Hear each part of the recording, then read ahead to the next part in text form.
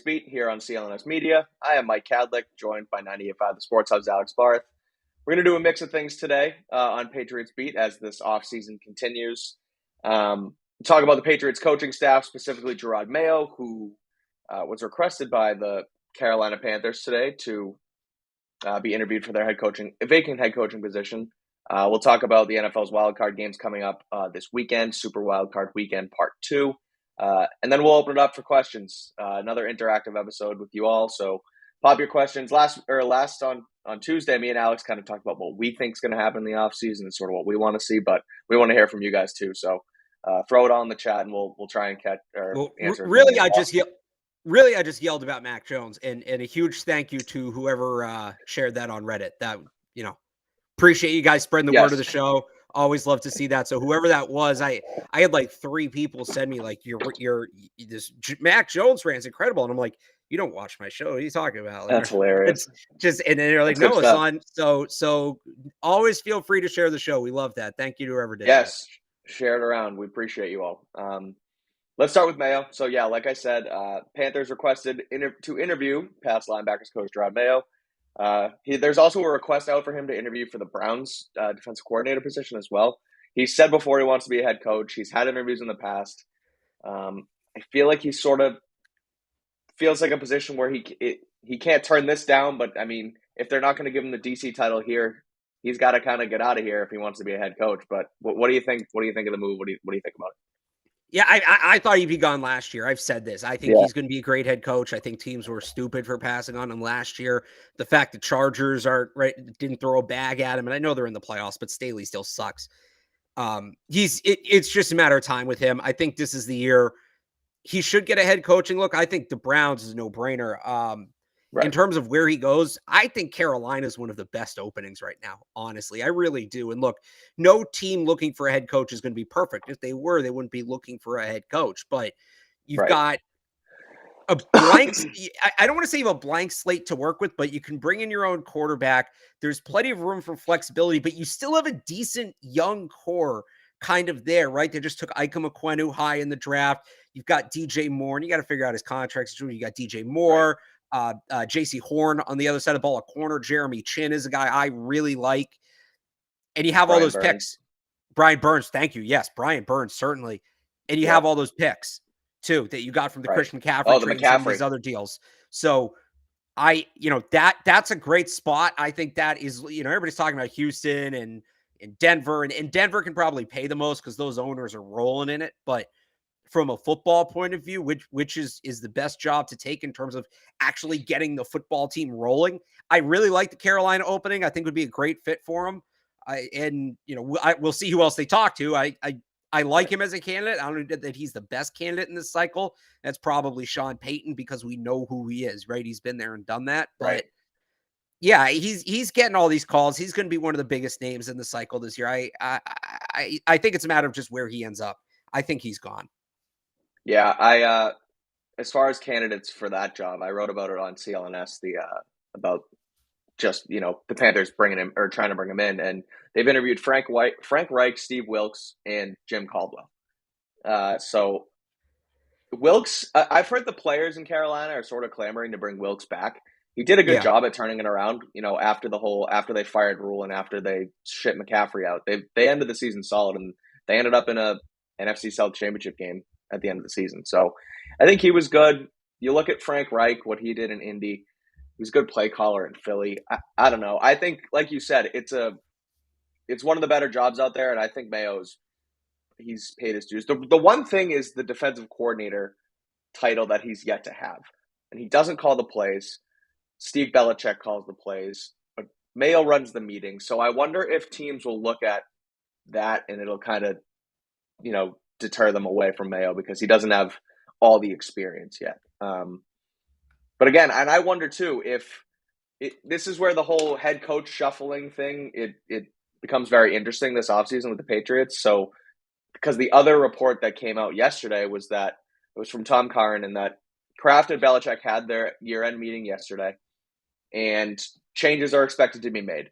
And Bill was on board. He did not push back. He's ready. He understands, and things are going to shift around. So when I look at where they are from all their coaching, and hear me out here because people aren't going to like this, but I think it's a real possibility. If Mayo leaves and they gut the offensive coaching staff, I wouldn't be shocked if they put Patricia on the defense back again with a guy with Steve Belichick to not entirely hand it over to Steve, but to keep someone in the fold there who's done it before, because he did win 2 Super Bowls as the defensive coordinator here. That's why he got a head coaching job. So I don't know what you think about that, but that feels likely if Mayo leaves. It's certainly possible. Bill Belichick clearly thinks very highly of Matt Patricia. Put Right. aside how you personally feel about him, you being like everybody watching, right? You just look at the dynamic. Bill Belichick clearly thinks very highly of this guy. He seems like somebody Bill wants to have around one way or the other. He's going to try to put him somewhere. Unless Kraft gives the edict that he cannot be in the building, which I don't think Robert Kraft would do. In the tone of Curran's piece suggested that, right? That Kraft kind of said his piece without being that overbearing owner and saying, hey, this guy that you like, I don't want him here, is very overbearing ownerish to say. So I think Bill's going to want to keep him around, and we're a better place to put him than in his old job as defensive coordinator or defensive coordinator equivalent, basically what Jerod Mayo is now, right? Where he has a positional coaching spot and he's taking on some of those DC type roles, right? So I wouldn't rule it out. Wouldn't surprise me. I also think there's a chance he just goes back upstairs like he was last year and kind of into that Ernie Adams type role. But which I'm okay with him there. I sat here and I dug into Matt Patricia all season long. He's not an offensive coordinator. The defense here fizzled out a little bit towards the end, but I think Matt Patricia is a decent football mind to at least have in your building. I don't think he takes away. Like, sending him upstairs and having him be the senior football advisor role, I don't think that's necessarily a bad thing. He's not, I'm not clamoring to have him here either, but I don't think he has to be gone, because like you said, Belichick clearly trusts him and has a lot of confidence in him. And I guess it's tough to say after this year, but I do still trust Bill Belichick's judgment. Yeah, I don't think he's going anywhere. And if there's a chance to make him the DC, I think they make him the DC. The other thing on Mayo, Alex, I'm curious what you think about this. If they're not going to bring Patricia over and Mayo doesn't get a head coach offer, but he gets a defensive coordinator offer from, say, Cleveland, do you see Belichick trying to get him back and saying, we'll make you defensive coordinator here, maybe add on an assistant head coach title, and in order to keep him around here? Because that also, in turn, you would think demotes his son, Steve Belichick, in that process. That's not going to happen. The other thing is it keeps the guy that is the next guy in the building, which Bill might want some distance from, especially in what's going to be a make or break year. Well, so that's what I think Bill O'Brien might end up being here as, is another guy in waiting. So I don't see why he would bring in Bill O'Brien if he's not going to bring Jerod Mayo back either. So there's much stronger, I don't want to use the word vibes, but because if they it's just not going to, if they have a bad year next year to the point where Bill has to get fired, it's not going to be because of the defense. It's not. Right. So if they're that bad that Bill gets fired or they agree to part ways or whatever you want to call it, the guy who is running the offense isn't going to get the promotion. Yeah. Okay. That's a good point. Right. So I just, I see where you're coming from. I just don't think it sets up there is some of that. I just don't think it sets up that way. Yeah, that makes sense. All right. Well, speaking of the coaching staff, the Patriots and the Falcons are their coaching staffs are headed to the Shrine Bowl this year. Pats are going to take one team, Falcons taking the other. Interesting, because there's a lot of coaching shuffling here, and it sounded like one of the caveats was that you can't have coaching changes, but the Patriots are clearly going to do that. So when we were texting about it, you kind of made more sense, where there's not going to be a huge overhaul and a lack of staff down there to make it happen. And it's like they don't want the Texans. They don't want the Texans because this is probably, they didn't agree to it yesterday and then announce it. This was probably agreed to 2 or 3 weeks ago, right? Sure. They didn't want the Texans agreeing to this and then canning their entire staff. Like, that's more what that rule is Right. about. They could still sign Bill O'Brien, reassign Matt Patricia. Like, that all happens in the background. That's not, although it will be interesting to see, when the Shrine Bowl comes and we're watching those practices. Is Bill O'Brien working with the offensive line? Is he working with the quarterbacks? Is he working with the Right. linebackers, right? Where's Joe Judge? Where's Nick Caley if he's still there? It's going to be that'll give interesting us to a see. look. That'll give us a look, like you said, before any other look we get in, say, April. Yeah. So It's a that's a good really point. unique opportunity. It's also perfect because Matt Patricia's offense was basically an all-star game offense where you're running like 5 super simplistic plays over and over again. Yeah, So seriously. he will feel right at home calling an offense in that game. Yeah, that's a good point. And I kind of, when we were talking about it yesterday, I was like, and I obviously it came out and I wasn't thinking big picture, but I was like, why the heck are they going to coach the Shrine Bowl? Like, they have other fish to fry here and to kind of get their stuff ready. But you're right. It's a good opportunity. They drafted a few players from the Shrine Bowl last year, They right? Wasn't drafted Tyquan 4 Thornton and there? signed 2. It was Thornton, Jack Jones, Pierre Strong, and I couldn't do who's the 4th one? Marcus Cole Jones at the Strange? Or no, he Cole was Senior Strange at the Bowl. senior, Marcus Jones at the Senior Bowl, and Bailey Zappi was at the Senior Bowl. Oh, Sam Roberts. Sam Roberts was the 4th. Okay. Sam Yeah, Roberts. so So, good um, opportunity to get in there. yeah, and it's funny. It sounded like from what Albert Breer said, maybe they wanted to do the Senior Bowl, where I would say Okay. there's the group of Senior Bowl prospects is better collectively, Mm-hmm. but the gap is not nearly what it used to be. There are guys at the Shrine Bowl who will go in the first round. I don't know if there's any top 10 picks, but there are guys at the Shrine Bowl who will go in the first round. It's also a deeper look at the class. Not as many Right. guys in the Senior Bowl go on day 3. They have a lot of late picks. They have 11 picks in total in this draft.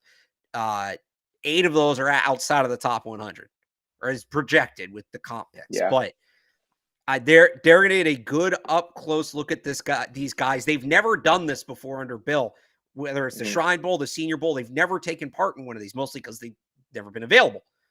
Right. It's going to be really interesting to see how they look at it. And it's also going to be interesting to see what they do with the Senior Bowl, an event they generally really like, because there is a little bit of overlap there. Right. Senior Bowl practices, I believe, begin on Wednesday. The Shrine Bowl game is on Thursday. So will they send people down there? Will they have the whole staff in Vegas? It's going to be interesting to see how they handle that. Yeah, it's cool. Like you said, good opportunity. I think it shows that, Belichick's not going to take this 3-week vacation that everyone talks about, and they're not just mailing it in and waiting like they did last year. It seems like they're going to stay more involved this offseason. Quickly on comp picks, Alex, and I want to ask you because I'm not sure if it would be the year after or this year. Say Mayo takes a head coaching job. There's a Rooney Rule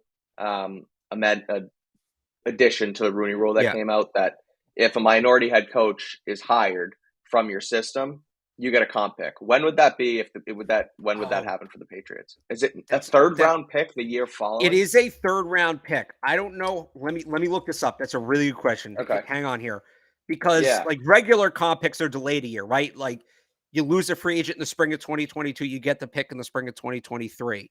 Right. So Cleveland got one for hiring their GM, it would be this year. Yeah, Andrew Berry. So they would be. Okay.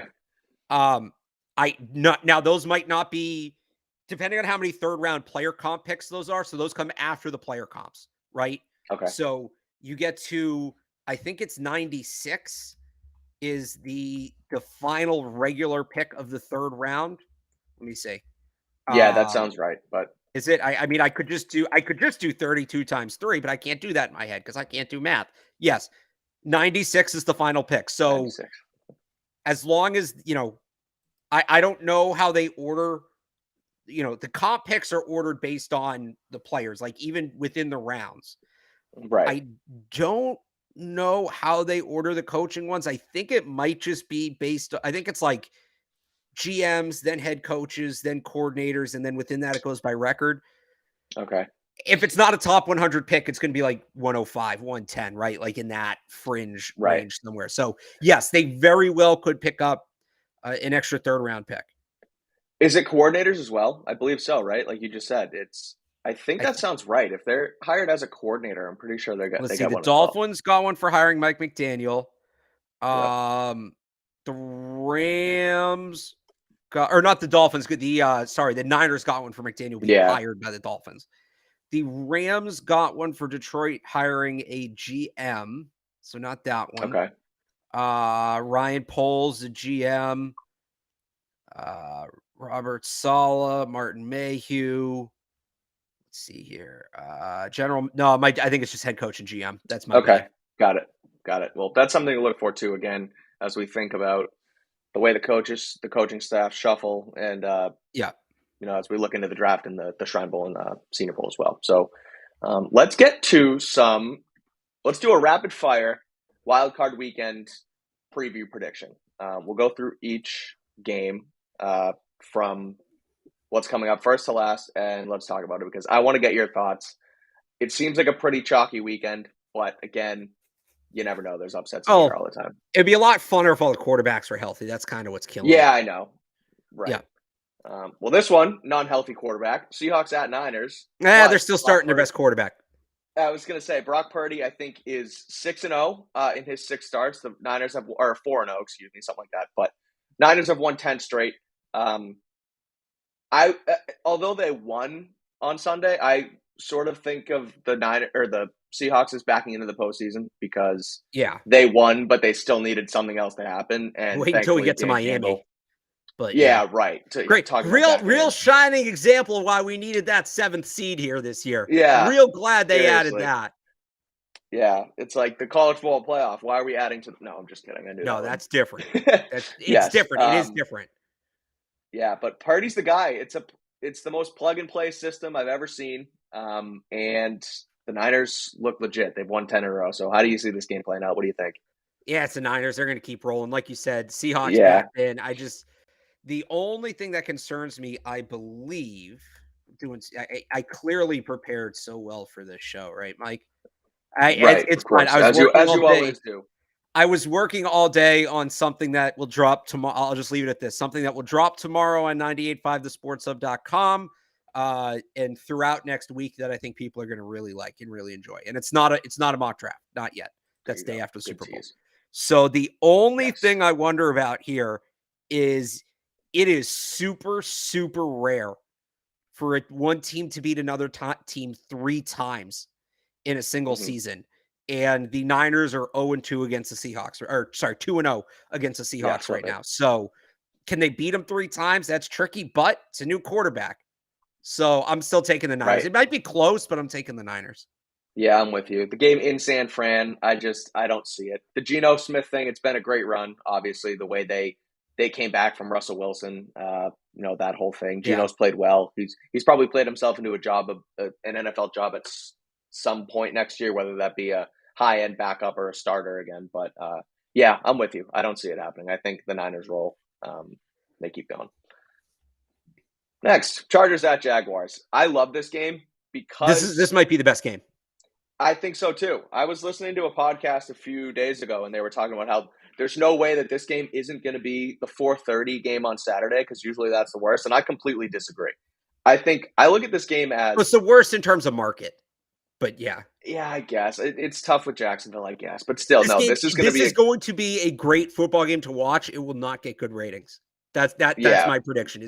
It's going to be the best game of the playoffs that nobody saw. Right, I agree. And it's 2 outstanding quarterbacks in the AFC that aren't Mahomes and Allen facing off. It's like there's still that storyline there. I think Trevor Lawrence has had an outstanding second season.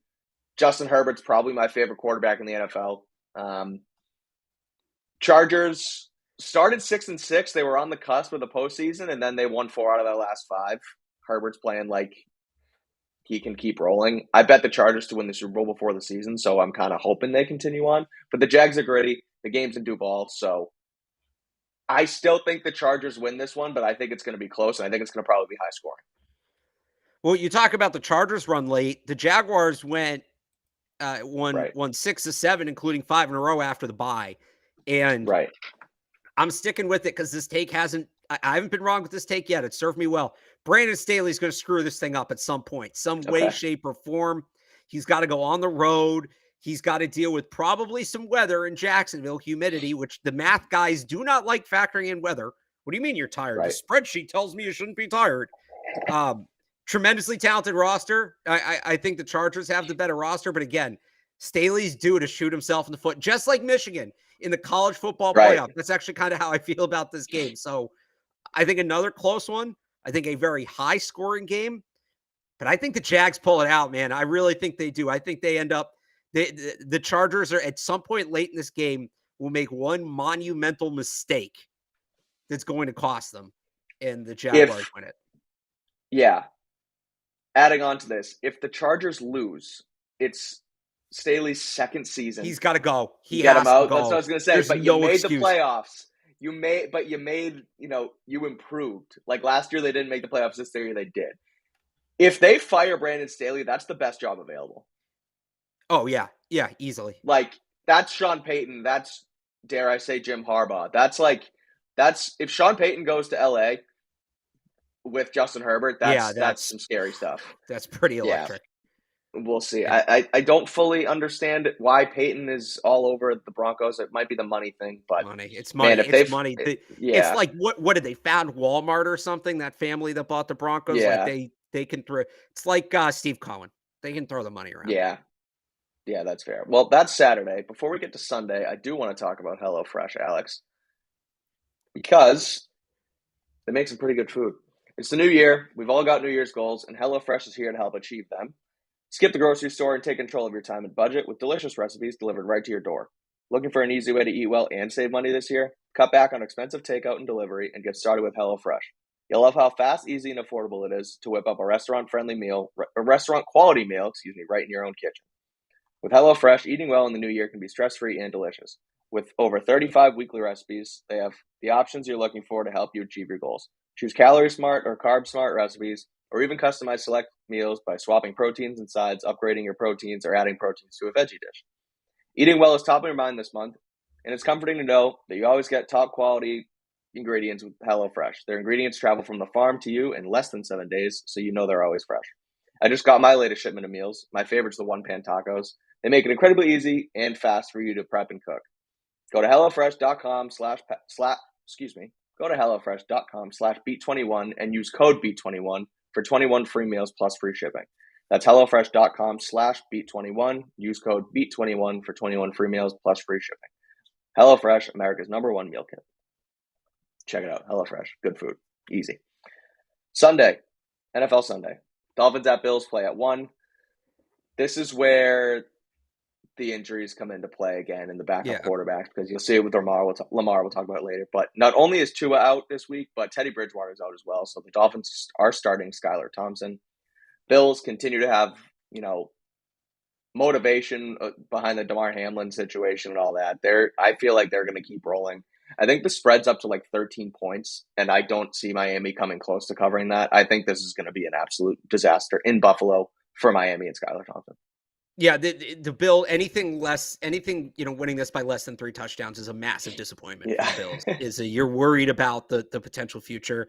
They got a slight quarterback advantage over the Dolphins starting Skylar Thompson, so I think the Bills win this one. Yeah, talk about backing into the postseason, right? I think. Yeah, they AFC 7 seed. Yeah, go ahead. They'd lost, what was it, 5 in a row before they beat the Jets? Yeah, ultimate backing in.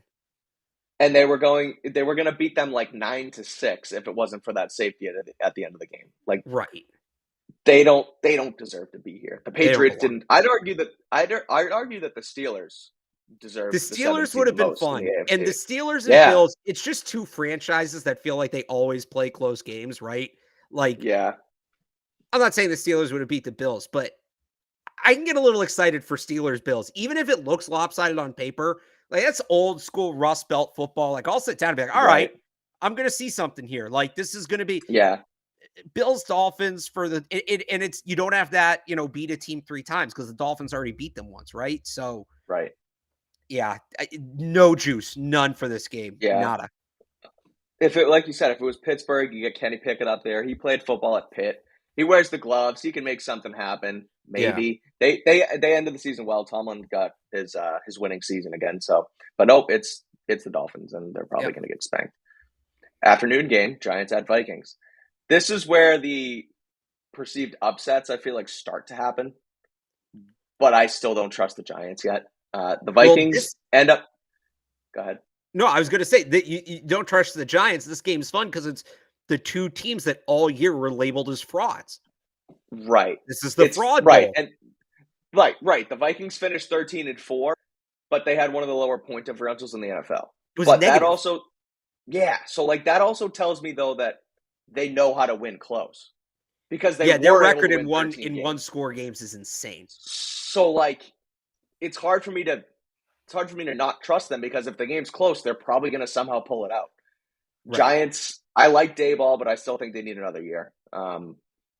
It's in Minnesota, so I've kind of been back and forth on this one, but I think it's probably the Giants. But like you said, it's the fraud bowl because both these teams are they've kind of middled the whole season, but the Vikings just ended up a little bit better. Mike, it kills me to say this, but this looks like one of those Giants teams, right? Oh That just God, figures it out late, is real scrappy.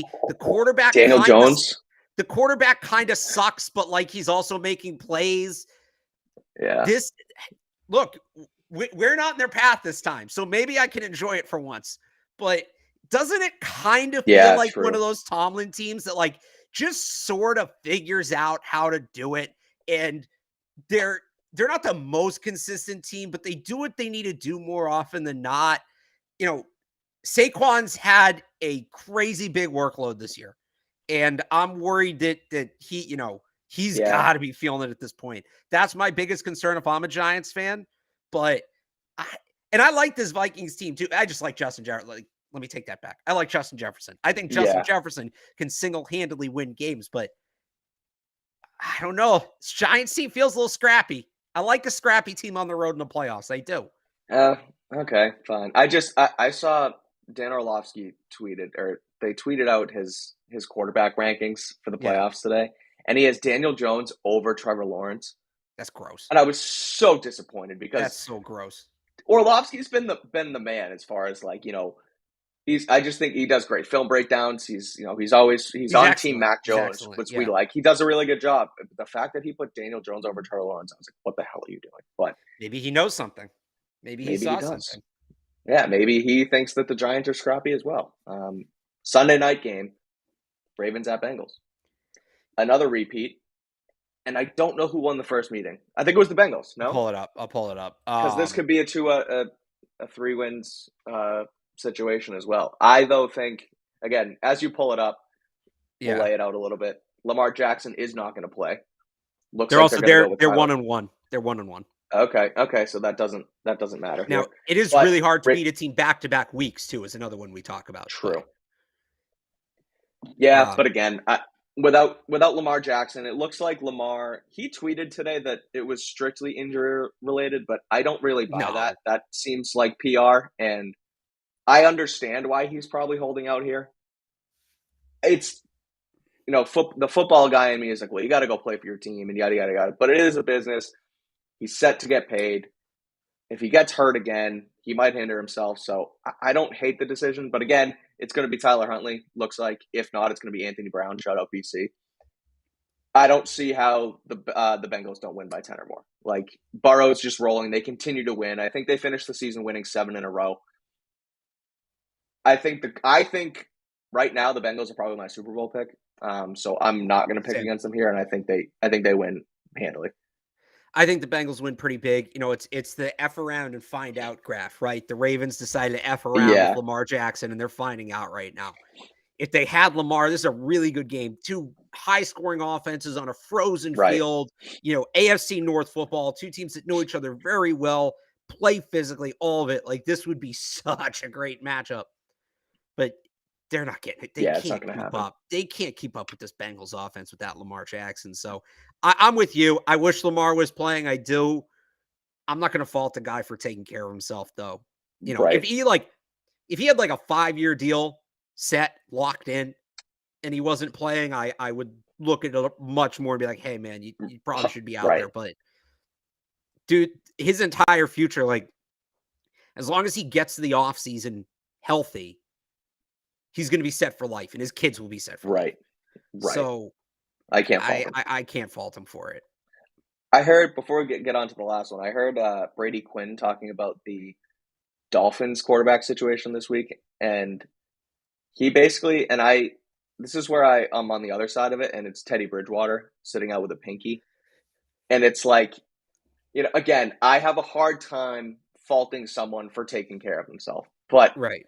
I wonder why Teddy Bridgewater can't go out there with a broken pinky and just try and sling it around, because he's probably a better option than Skylar Thompson, even with a pinky. When you think about throwing a football, yeah, go ahead. I wonder if, and I think I know what you're going to say. Say what you're going to say first, because my point comes Just off that. It's more so your ring finger and your pointer finger that are guiding the football when you throw, and you can kind of throw without your pinky anyway. And I don't know, I just feel like Teddy Bridgewater, a guy he's been hurt as well, but a guy who's been around, seems like, a team guy. For him to just not go out and play this weekend kind of seems odd to me. I wonder if he thinks it's going to impact it, because Lamar could play hurt, have a stinker of a game, and still get a bag in free agency, right? Yeah. Teddy Bridgewater can't necessarily afford a performance like that in terms okay, of that's getting fair. paid in free agency. So maybe it's not massively impactful, but maybe it's impactful enough that he's like, hey, I'm not going to look good if I go out there. Yeah, I might be better than Skylar Thompson, but Right. I'm not going to look good, and I don't need that to be the last tape I put out there before I hit free agency again, right? I kind of understand that one. Yeah, okay, that's fair too. I get it. Again, it's all about the money in the end. That's what the NFL is. Before we get to the last game, pop your questions in the chat starting now, because we're going to get to all Patriots questions. So populate it, and we'll get to as many as possible. Anything off season, anything draft, anything this past year, pop them in, and we'll get to as many as possible. While you guys do that, we'll talk about the Monday Night Football game, Cowboys at Bucks. Alex, Tampa stinks. They really stink, and I just don't know if Brady can overcome it again this time. I think the Cowboys are pretty good.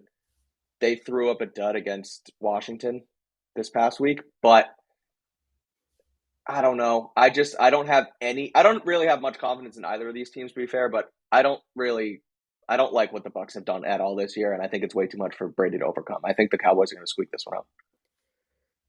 I'm not picking against. Look, okay.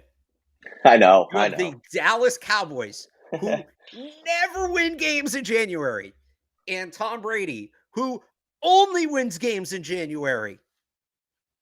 What more is there to say? Brady's in. Brady is in. I don't care how he got there. At the table. I don't care how he got there. He is in. It's Tom Brady. And I'm not saying I'm picking the Bucs to win the Super Bowl. I think they of course. I don't know exactly how the bracket works out. They get to either the Eagles or the Niners, and then that's that. But I don't know if that would be in the NFC Championship or next round or whatever. Actually, no, it would be next round, because the Eagles have the bye and they're the 7th. They're they're not the 7th. No, they're the division winner. I don't know them, but they're beating the Dallas Cowboys. This is the Cowboys. This is the biggest. I don't know. This is one of the most chokiest playoff franchises. There are franchises that choke more to the point where they don't get to the playoffs. This is the biggest playoff choking franchise in the history of the sport, against the most clutch, the greatest postseason quarterback of all time. It's no more complicated than that. None. But they're so bad. The Bucs are so bad. He will find a way. He always, Mike, since I was 6 years old, I have watched him find a way in January. Why is this year any different? Well, they lost last week, didn't they? He barely played, but they didn't. I don't know. They finished the season. Oh, they finished the season 2-1. Okay, but they lost to the Falcons. I don't know. I understand it, and I've seen it, and I'm probably going to be wrong, but they stink. Brady's all they have, so I'm going Dallas. But if there's one guy who can be all you have, is there anybody you'd rather that be than Tom Brady? No, of course not. Right. Yeah, you Yeah. want the ball in Brady's hands in the playoffs no matter what. All right, well, that's our wild card recap. Let's get to some questions before we finish this thing off. All right. I got a couple I queued up here clicked. if you need. Yeah, go for it. Hit it. All right. If not DeAndre Hopkins, who's available for trade the Patriots should get? And Ashley brings up T. Higgins, Cooper Kupp. First off, did you see Cincinnati, like University Bearcats, just got a transfer wide receiver named D. Wiggins, No, who's also like a big outside wide receiver? So Cincinnati that's now hilarious. has T. Higgins and D. Wiggins. And boy, I hope whatever team T. Higgins is on drafts D. Wiggins. Yeah, That would be awesome. Which would be 2024 draft. He's going to have another year in college. right. That being said, Higgins maybe. I actually think the I Bengals might. love, I love the Higgins idea. I think the Bengals might pay him. I really Really, do. they're I gonna have think to dole out a lot of money between Burrow, Chase, and T. Higgins. they might figure out a way to just do that and let the rest of the roster be what it is. I, move on from Joe I Mixon, guess. move on from the tight ends, move on from Tyler Boyd. That's a really good core. If you can keep that core together, I think you can figure out the rest of it. Cooper Kupp's not what the Patriots need. And that's not to say he's not a good player. No. But like we talked about this on Right. Tuesday, Mike, right? The 6'5" boundary receiver who's going to demand double coverage help, like all of that, right? Right. Kupp's not that guy. He's like a supercharged Kobe Myers. The guy I've talked about and I will continue to talk about is Jerry Jeudy in Denver. And last year his deal, he put up, and I'm rounding here, 7 catches, 1,000 yards, and not 70 catches. 70 catches. 7 catches for 1,000 yards. 7 catches for 1,000 yards. Hell yeah. Sign me up, baby. 70 catches for Overall. 70 catches for 1,000 yards and 6 touchdowns with that version of Russell Wilson throwing him the football. Yeah. I think he can play. That's the guy to me. If it's not Hopkins, it's Jerry Jeudy.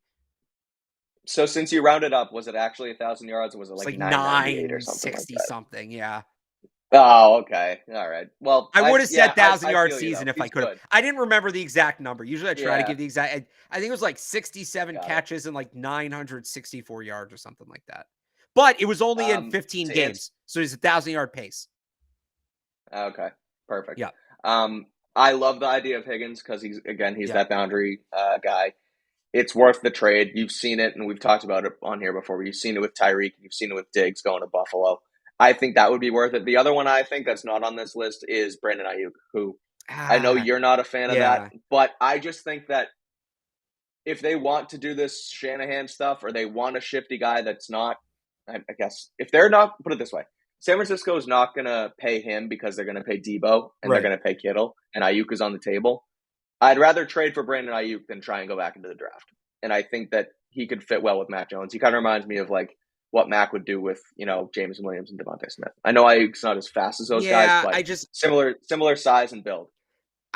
I still put him in like that Devontae Parker tier, like that really good number 2. Oh no, Ayuk's better than Parker. No, but like that same tier where he's like a really good number 2. Ayuk was their leading receiver this year. Yeah, but I know Debo was hurt. He's playing next to Debo. He's playing next to Kittle. They have McCaffrey in the back. What's he really being tested with in terms of coverage? Right, that's what I guess. How many double teams is he seeing? How many number 1 corners are lining up opposite him? That's right. Is he still going to be able to produce that way when that's the kind of coverage he's getting? He might, I don't know, but I want somebody where I know the answer to that question, right? That's the kind of receiver they need to get. Ayuk on his own wouldn't be a bad addition, but I still don't think he checks the box that they need checked. Here's a follow-up. How about Deontay Johnson? How do you feel about Deontay Johnson? I was going to ask. Okay. Yeah. I think he had like 75 catches for 1,000 yards this year, and he didn't score a touchdown. It was like the Jacoby Myers year here in Foxborough a couple years ago. Like, I like Deontay Johnson a lot. I thought he was really good with Ben Roethlisberger, and that whole offense kind of fell off this year. I mean, I know Kenny Pickett was in his first year, but I think Deontay Johnson's a guy who I would trade for him. I think that's sort of I would put him on the good number 2. You feel about him like I feel about Ayuk. Exactly. Okay. Like, I don't think Johnson's proven enough yet, but I think he has a lot of potential. But I would still, again, I would trade for him over going back to the draft. I would as well, but I still want Hopkins or Higgins or Judy. Like, I don't think it's Yeah, DeAndre Hopkins or Deontay Johnson. No, it's Deontay Johnson because you didn't get anybody from that first group. I yeah, want to answer right. this one real quick. Um, Okay. uh, I do my first mock draft of the year every year, 985thesportshub.com. The day after the Super Bowl, that Monday, it'll be up. I don't know what your plans are in terms of this show. We Hmm. normally do from the end, like we start the week after free agency, so we do like 4 or 5. Evan never wanted to expand it beyond that. Y'all know I do. I don't know that we're going to do every week before free agency, Right. but we might mix 1 or 2 in before. We still kind of have to plan that out. I was going to say we're going to plan that out. I'm thinking similarly, like you said, after free agency and a few weeks ahead of the draft. But I'm thinking we do a way too early mock draft within the next few weeks just to kind of I see where our heads are at. I would But I would be we'll down for plan that. that out. And okay, Yep. I want more mocks, so I'm unlike Evan in this boat. So Yeah. yeah. Ideal free agent targets outside of bringing Oh yeah, back we could do players. that part too. I mean, that's a whole thing. There's a lot, and that we could do a whole show on that. But one thing is tackles and guys like Mike McGlinchey, who's that? Mike McGlinchey. yeah, The other guy was Orlando Brown, who, yeah, but there's someone else out there that I was McGarry. I can't remember his first Scherf, name. Brandon Scherf. Is Brandon Is it Scherf? Brandon I thought he Scherf? signed extension. Is he? I don't know, but again, I think tackle is number one in free agency. I agree with you as far as first round tackle and free agency tackle, and shore that up, and then go the Hopkins thing, like you said. But Yeah, I don't think Scherf's a free agent, but okay, it was somebody else. But anyway, Elton Jenkins. if you find another question, I'll look up the free agent tackles and see if Okay, I let's was. see. What else do we got for questions here? Is our first pick DB, OL, wide receiver, best player available? It's got to be tackle. I mean, maybe a corner. You can maybe talk me into a corner, but I think it's got to be a tackle.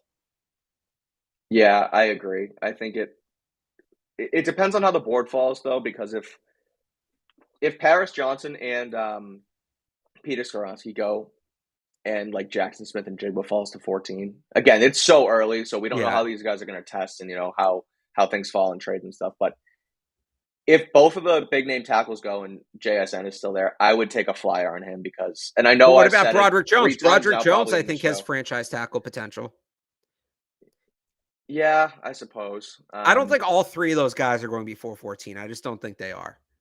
And look, Yeah, that's a good question. One of them will fall to you, and I think you probably take him. they know they can't develop that position. And you Right. look at their history the last 3 years. Riley Reef was who I Riley was Reef. talking about. Okay. He's old, though. Yeah. Look at their history the last 3 years. Throw positional value aside for a second. That means like quarterbacks being worth more than like running backs, right?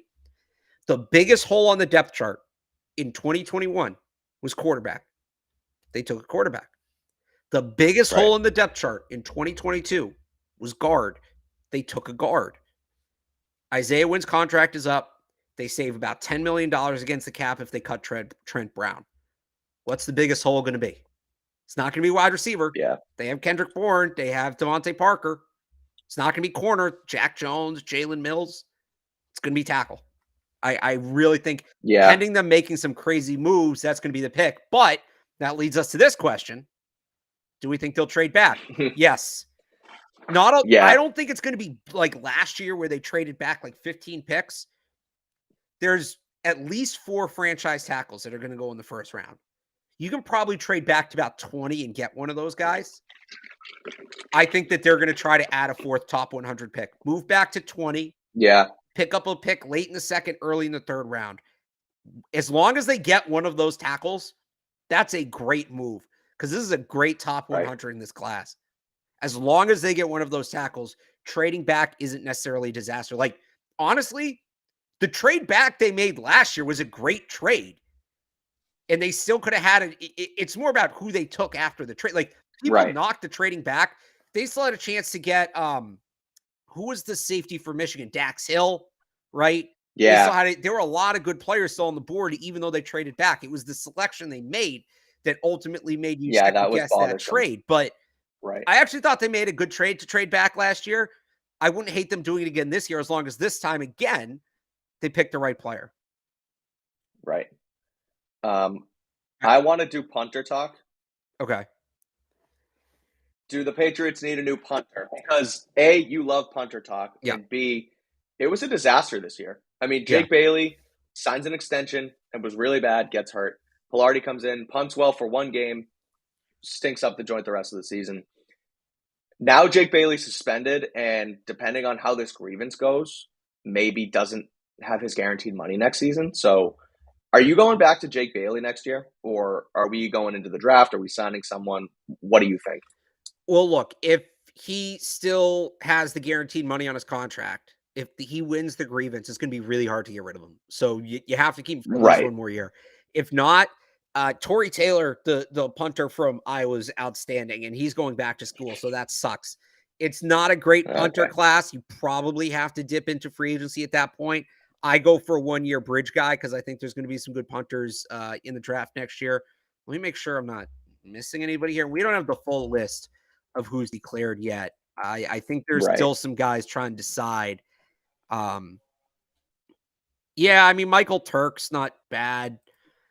They might need a new if Bailey loses that grievance, yes, they will need a new punter. Right. I'm with you. Let's do this one really quick. No, that's the I was one just going to do guy. this. Yeah. That's the one guy. Nope. No. I didn't hate it. I didn't hate the idea last year. And only because at the time, I think they said or already said no to Billy O'Brien, and it was either Adam Gase or Matt Patricia. Not really, but that was kind of what it felt like at one point. I was like, bringing an offensive guy instead of Matty P.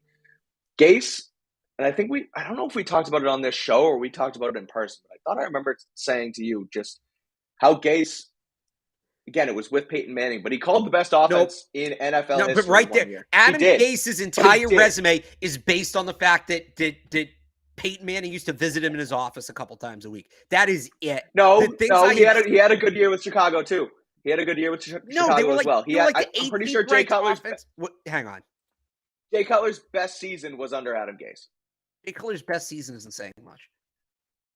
What year was he in Chicago? Okay, but 2015. He was there for 1 year. How good was it that he was there for 1 year?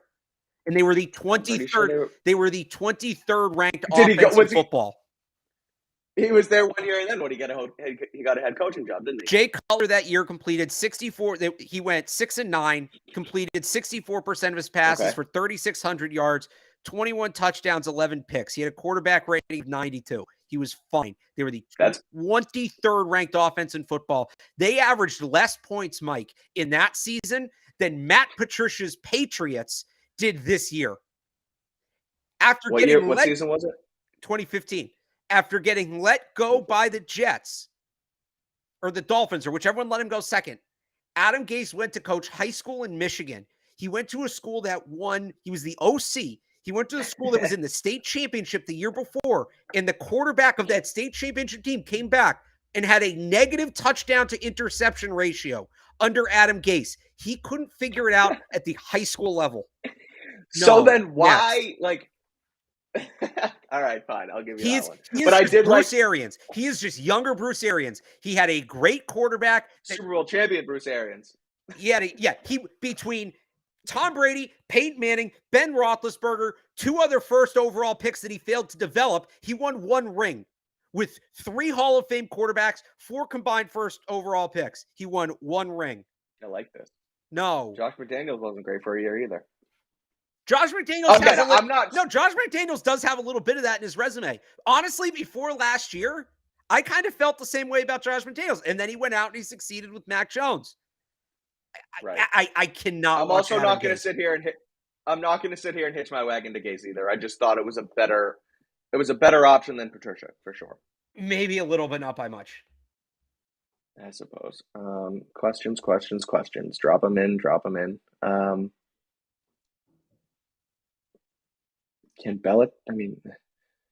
Can Belichick be fired? So, this year, is he allowed to be, or can they? I I mean, this season they're not going to fire him. Obviously, they've already made the decision. Yeah, The decision was made. this is his Next off year, season. Yeah. but let's take this for what it's saying. Next season, say things don't improve.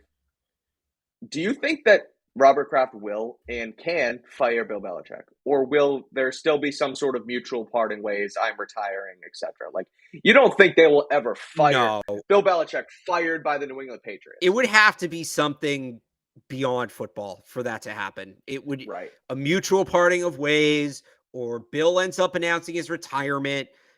They're not gonna fire him. They won't do that. Is there a chance that this is Bill's last year with the Patriots? Yes. But like this be 2023, they're not going to fire him. It would have to be so monumentally bad. I'm talking about and I don't think Bill would do this, but I'm talking about like a John Gruden type situation, right? Where it's, something outside of football comes up. Something happens outside of football. Right. Which he's not getting fired.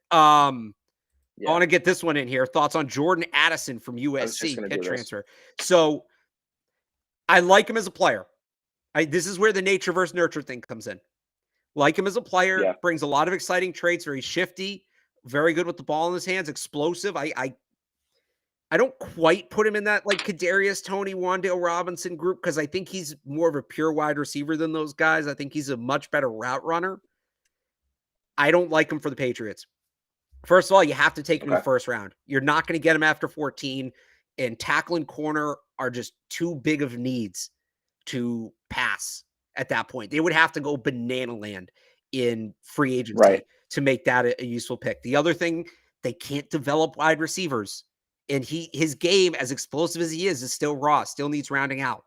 Also, he's listed at 6', 175. That I would take the under on both of those. That's 5'10", 150. They are going to want not 150, but a guy like that. They are going to want going over the middle, and he's going to take a beating. For everything we talked about Tyquan being too small this offseason, I thought that was a little overblown. I don't know with Addison. He might actually be, and look, there are ways he could work in the NFL. There are ways he will work in the NFL. I don't trust the Patriots to figure them out because they couldn't figure it out with N'Keal Harry. They struggled right away to figure it out with Tyquan Thornton. Maybe that changes with the new OC, but not here. He could go somewhere else and be really successful. Certainly. Like, I look at him, what's the big craze? What's one of the big crazes right now in the NFL in terms of the draft and roster building? Reuniting college quarterbacks with their wide receivers, right? So Addison from USC, but transfer from Pitt. This has Steelers trade up and take them written all over. Yeah, totally. And that one will work because the Steelers are the anti-Patriots when it comes to developing wide receivers. They churn them out left and right. They are to wide receivers what the Patriots are to corners and tackles. So I like him as a player. I like him as a prospect, but not as much for the Patriots. Yeah, I'm with you. I want to do this. Yeah. Stetson Bennett, NFL draft stock. No. Two-time national champion, a winner, Alex, a college football legend, some might say, and somebody who a team is going to take a flyer on, whether you like it or not. Yeah, he'll go in a camp. I'm with you, though. I don't think he has He's got that edge where he'll hang around on practice squads and he'll start some week 16 game and we'll all laugh about it and it'll be a disaster. He's undersized. He doesn't have the arm strength. He's got no room. He doesn't have a ceiling. That's the thing. He's 26. He's pretty much as grown into his body as he's going to get at that point. And we have some breaking Patriots news. What? Yeah. So the Patriots have announced that they have begun negotiations to keep Jerod Mayo on staff. They will also begin interviews with potential offensive coordinators next week. Okay. I read that Mike Giardi of NFL Network. No, the Patriots just put out a release. I read that. Oh, they did? Yeah. I read that as the Patriots were interviewing Jerod Mayo for the offensive coordinator job. So I was a little confused. This is the kind of stuff. This is what has happened. Yes. So did they put it out on their website? That's kind of a weird thing to just put out in like a release. Yeah, I can't remember them ever doing anything like this. Interesting. Well, again, that's good news. They are interviewing for potential offensive coordinators. They're going to put a title on it. Is what it sounds like. Oh, it came from PR. The New England Yeah. Patriots and head coach Bill Belichick have begun contract extension discussions with Jerod Mayo that would keep him with the team long term. In addition, the team will begin interviewing for offensive coordinator candidates beginning next week. That's good stuff. I love seeing both of those things. That's like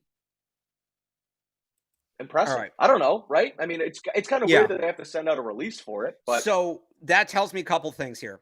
One, Kraft's worried about what this season looked like. This is Robert Kraft letting people yeah, know you don't need to worry about Matt Patricia. He's not coming back. We are going to get a real offense coordinator. That is coming from Kraft. This all comes from Kraft. and we're keeping Mayo.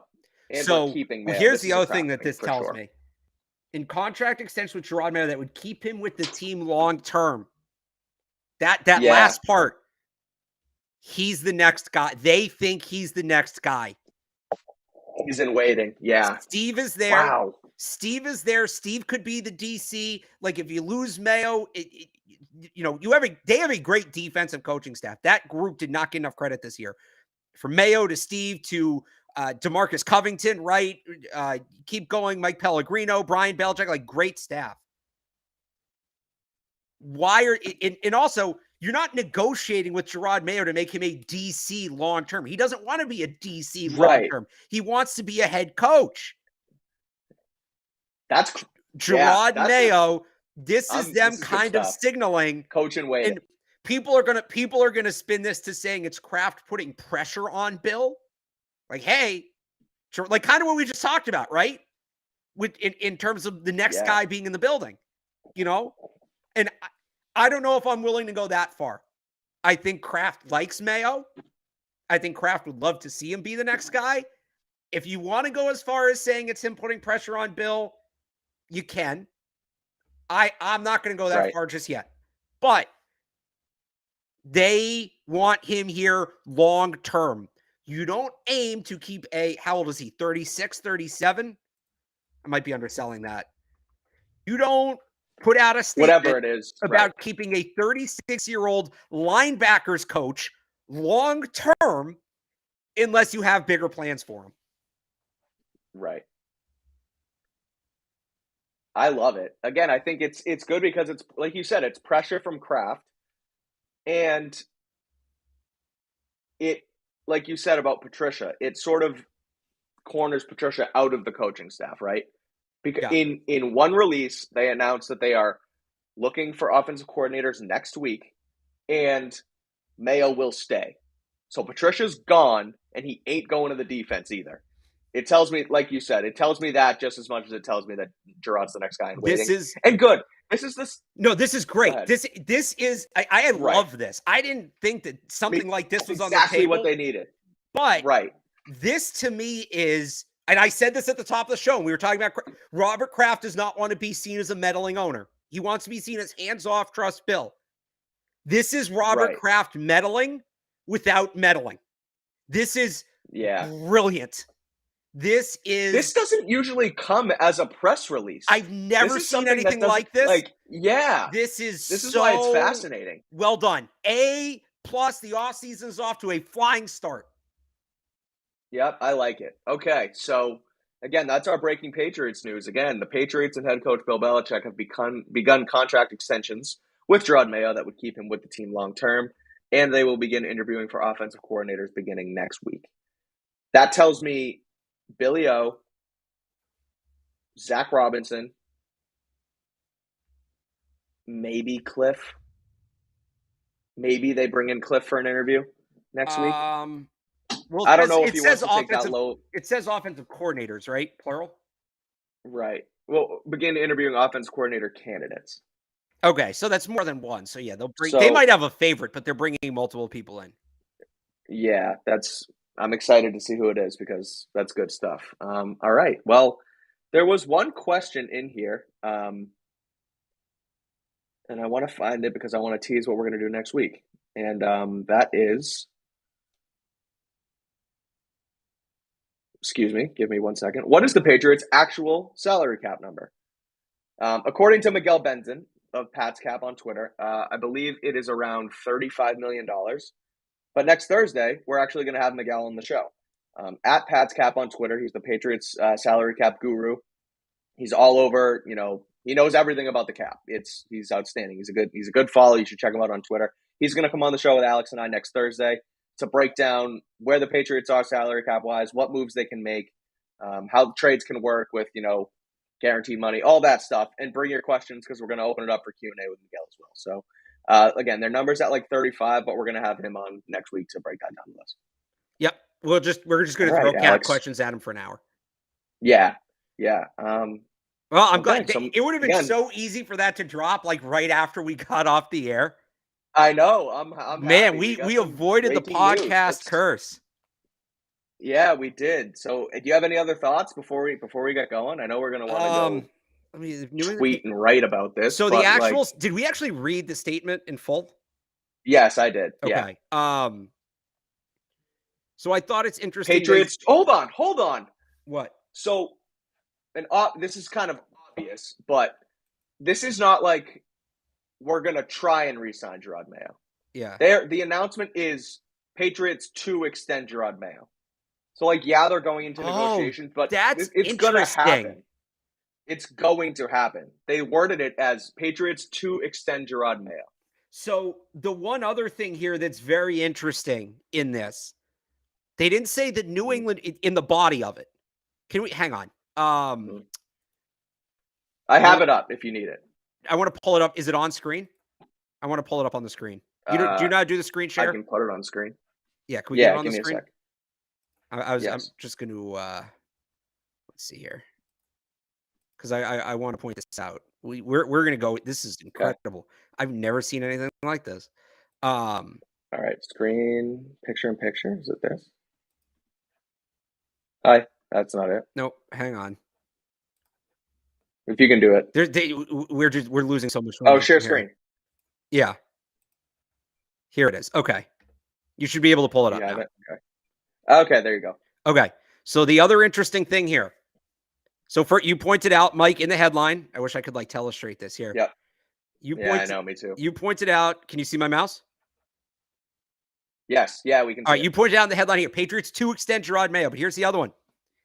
The New England Patriots and head coach Bill Belichick have begun contract extensions with Jerod Mayo. Not the Patriots. The Patriots and head coach Bill Belichick. Right. Bill's involved. This is Bill. Right. Maybe it's Robert Kraft in the background with the puppets, but Bill is doing this on his own volition. This is Bill. Excellent. Well, that also tells me that Robert wanted the release out there, and Bill is like, okay, but we're putting my name on it too. I'm not letting you completely run the narrative. I'm involved in this too, and I'm not letting it run the opposite way.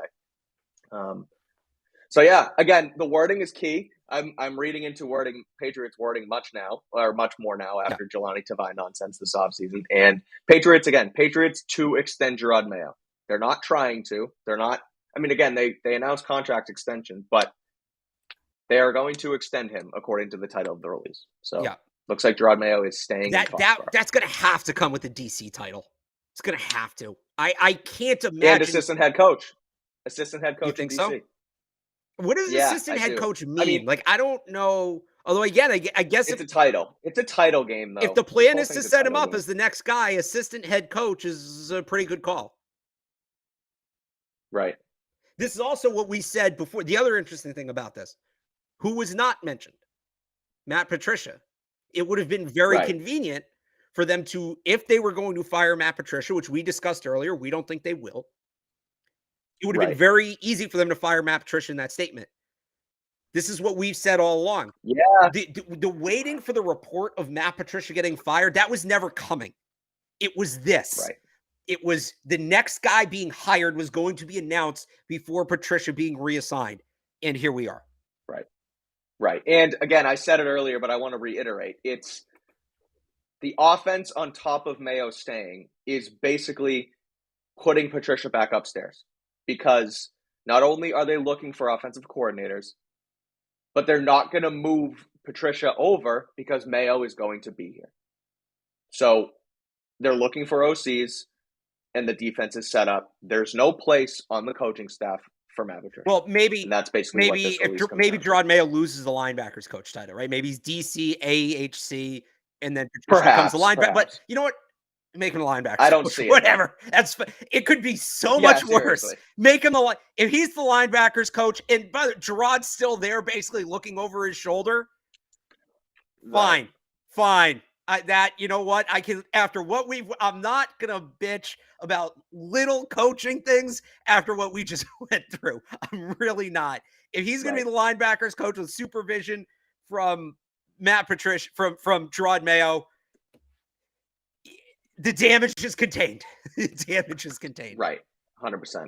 Good stuff. All right. Oh, wait, hang on. This is a really interesting question. Any chance Jerod Mayo has a say in the OC hires? If the plan is to make him the next head coach, maybe that means we have a timeline on Bill. If we find out Mayo has a say in this, that is massive. Not only does that mean that he's in line to be the next head coach. How are we going to find that out, though? One of those, like, Jeff Howe. Yeah, I guess. Probably not in a statement like this, but yeah. Okay. Sure. That not only would confirm that Mayo's the next guy, but that Bill's really, like, heading out the door. Like, potential final year kind of talk begins. So, very, very interesting way to push it. Good stuff. Well, you got our live reaction. Do you have anything else before we kick it? I'll think of like 5 things when we pop off here, but I know. For more on Twitter at Real Alex Barth. I was going to say, good way to end the show. We'll react. We'll write about it. Check us out on Twitter. Follow me on Twitter at Mike Kadlick, Alex at Real Alex Barth. We'll be back next week. We'll do some Q&A. We'll do more off-season stuff. I'm sure we'll end up touching on this release as well because surely there's more to come out. And then we'll have Miguel Benzin at Pat's Cap on next Thursday to talk Pat's salary cap. So, again, for Alex Barth, I'm Mike Kadlick. Patriots extending Jerod Mayo, starting offensive coordinators next week. Breaking news. So we'll be back next week to break it all down. We'll see you next time. Thanks, guys.